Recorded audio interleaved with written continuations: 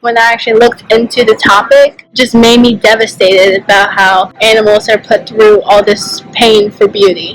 I just couldn't eat meat without feeling guilty. Eating animals is somehow good for us and that it's okay to use them and abuse them. And as we grow up and we start learning about the realities of the world, and we start learning what factory farming is and what animal experimentation is and what animals have to go through to entertain us, then it kind of becomes more of the moral standing of, wow, I didn't know this, how can I help?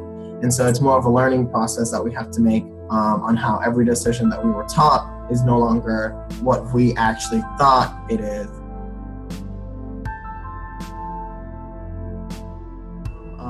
A vegetarian is someone who does not consume any meat, so that is limited to fish, cows, pigs, turkeys, chickens, but they can still consume dairy products and eggs, whereas a vegan doesn't consume any animal products whatsoever. And they also don't wear any animal skins. They don't use products tested on animals. You just cut out all your meats. But in veganism, you cut out your meats, your dairy, your shellfish, everything besides vegetables and fruit.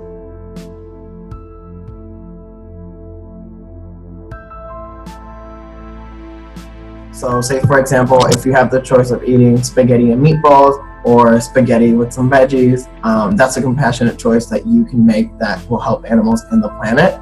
And so the way that I see veganism is, personally, every choice that you make can be a compassionate one, and so that's how it plays a role in your daily life, because you're constantly thinking of what is going to be the most compassionate, choice for you to make. Would you buy Revlon mascara, or would you buy e.l.f. mascara when e.l.f. is not tested on animals and Revlon is?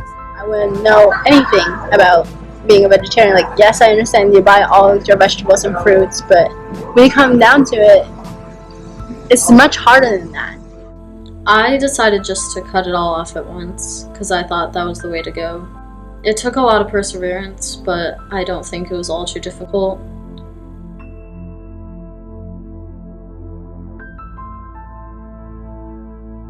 I respect people just as much if they're vegan or if they're not vegan, but I do feel like more people should try to just be more informed about how animals are treated. Like, I'm not even saying you have to go vegan, but I just want people to be informed of what happens in the meat industry. The animal rights movement is a huge, valid movement that is rapidly growing. Every day we see more and more companies that are creating more vegan products. Starbucks just a few weeks ago announced that they're adding more vegan food menus to their food items to their menu. Ben & Jerry's just released a whole lot of new vegan flavors. Coffee Mate released coffee creamers that are vegan.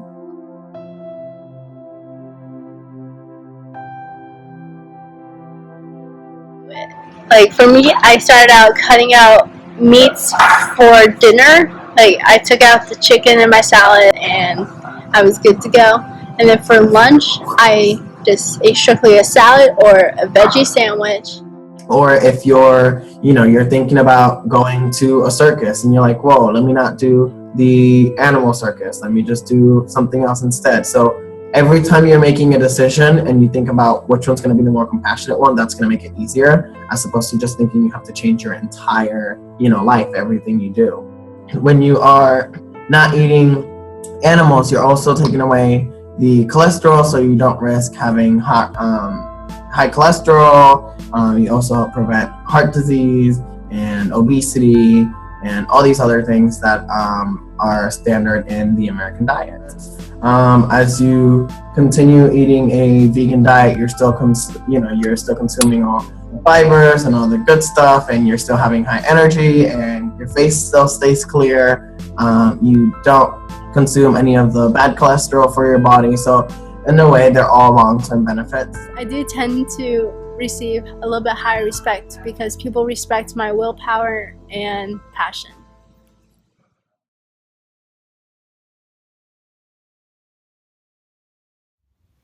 I think that anyone can go vegan. There is the issue of money. Sometimes it can be more expensive, but I think that being a healthy vegan is very accessible to lots of people, and it can be achieved by many different people.